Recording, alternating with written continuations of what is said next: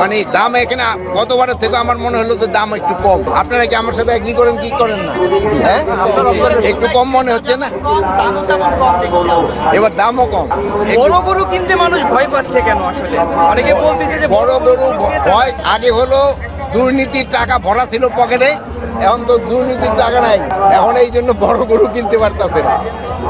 যেহেতু তো দুর্নীতিবাজ যাদের কাছে টাকা ছিল, ব্ল্যাক মানি ছিল, তারা তো বড় বড় গরু কিনতো।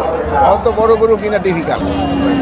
এই হাটগুলোর কিন্তু তারপরও আছে আমাদের দেখো সৎ পয়সা আছে, তারা অনেকে বড় গরু কিনবে। সৎ পয়সা এরা বহু লোক আছে, বড় বড় বিজনেসম্যান, তারা বড় গরু কিনবে সৎ পথে যারা আয় করে। রাজধানীর যেসব হাটগুলোতে আছে সেগুলোর নিরাপত্তা কেমন দেখলেন আপনি? আমি তো নিরাপত্তা বাহিনী প্রধান হিসাবে আমি তো ভালো দেখলাম। আপনারা বলেন কোনো নিরাপত্তার ঘাটতি আছে কিনা? আপনি বলেন নিরাপত্তার কোনো ঘাটতি আছে কিনা? জায়গার জন্য আলাদা টাকা রাখতে হয়, জায়গার জন্য।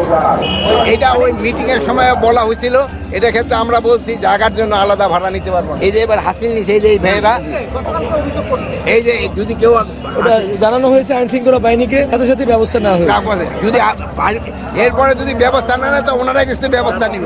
অনেক মানুষ অনেক মানুষ ঘরে চলে যাচ্ছেন, বাড়ি চলে যাচ্ছেন। রাজধানীর আইন শৃঙ্খলা পরিস্থিতি আসলে কেমন থাকে? রাজধানী আইন শৃঙ্খলা পরিস্থিতি মাশাআল্লাহ খুবই ভালো থাকবে। যেহেতু আমাদের আপনারা সবাই ছুটি চলে গেলেও আমাদের ইউনিফর্ম বাহিনী কিন্তু থেকে যেতেছে, এই জন্য কোনো অসুবিধা হবে না। আচ্ছা, আরেকটা জিনিস সেটা হচ্ছে হ্যাঁ?